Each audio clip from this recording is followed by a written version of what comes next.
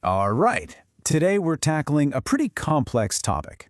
How does a regional power, like Iran, develop a strategy to survive, or maybe even succeed, in a conflict against an enemy with a much stronger conventional military?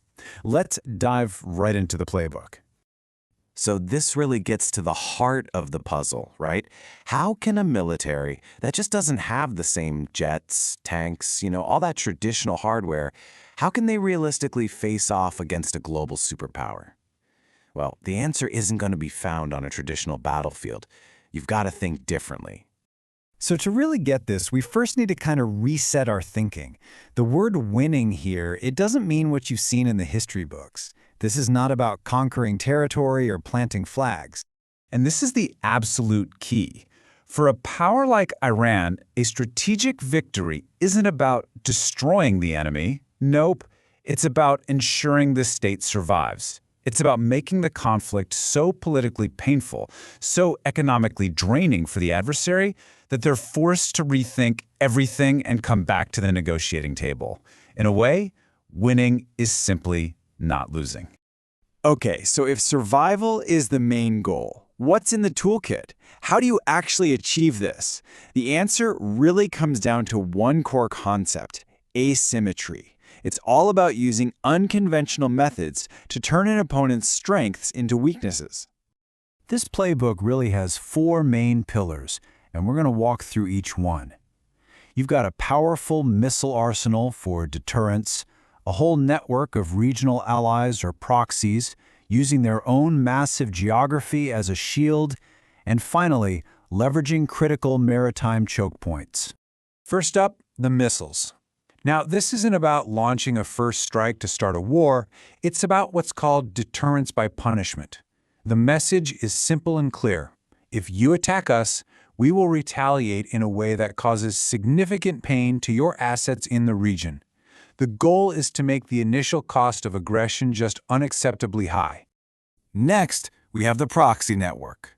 Instead of one big head-on fight, this strategy is all about opening up multiple fronts at the same time.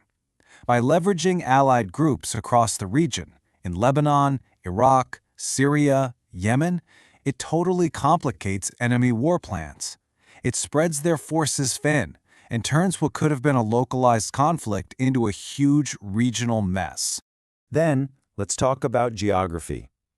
Iran is a huge country with some really rugged, mountainous terrain. And that's not just a detail on a map, it's a massive strategic asset. Key military facilities can be buried deep underground. Missile launchers can be hidden and moved across vast areas. All this makes it incredibly difficult for an enemy to land a single knockout blow. It builds resilience for a long fight. And this brings us to a major economic lever: the Strait of Hormuz. It is a vital artery for the world's oil supply. The ability to threaten shipping in that choke point, even for a short time, gives Iran influence that goes way beyond the battlefield. It can rattle global markets and create immense political pressure on everyone to de-escalate. So now let's kind of zoom out and look at the whole chessboard, because this is so much more than just a military doctrine. It's really a geopolitical chess game. The goal here is to win the war of wills, the war of diplomacy, and the war of international opinion. And here's where you see the key difference in mindset. A conventional power wants to destroy enemy forces and take territory, but the asymmetric player, they're focused on something else entirely. They want to erode the enemy's will to fight and create so much political pressure back home that the war just becomes unsustainable for them.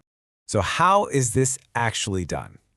Well, it's a pretty clear four-step strategy of just imposing costs. First, you disrupt the global economy. Second, you create regional instability that everyone has to pay attention to. Third, you use international diplomacy to apply pressure. And all of this is designed to do one thing: force that much stronger opponent back to the negotiating table. As we start to bring all this together, it's really important to see this doctrine for what it is. It's a strategy that's born from a very realistic assessment of the situation. It's a playbook designed for survival and leverage, not for conquest. And being realistic means acknowledging some major constraints. On one hand, you've got those strengths we discussed, the asymmetric tools, the strategic depth. But on the other side of the ledger, you have some serious weaknesses. A much weaker conventional military, a strained economy under sanctions, and limited air and naval power that just can't compete with its adversaries. So, to recap the entire playbook, the path to success here doesn't end with a decisive victory on the battlefield. It's a calculated strategy. It's built on deterrence to prevent an attack in the first place, asymmetry to level the playing field, resilience to withstand an attack if it comes, and a relentless focus on making the fight too politically and economically painful for the enemy to continue. And all of this leaves us with a final, kind of provocative thought to chew on. In an age where these huge conventional wars between countries are increasingly rare and incredibly costly, has the very definition of winning changed? You have to wonder, in modern conflict, for many actors around the world, is survival itself the new victory?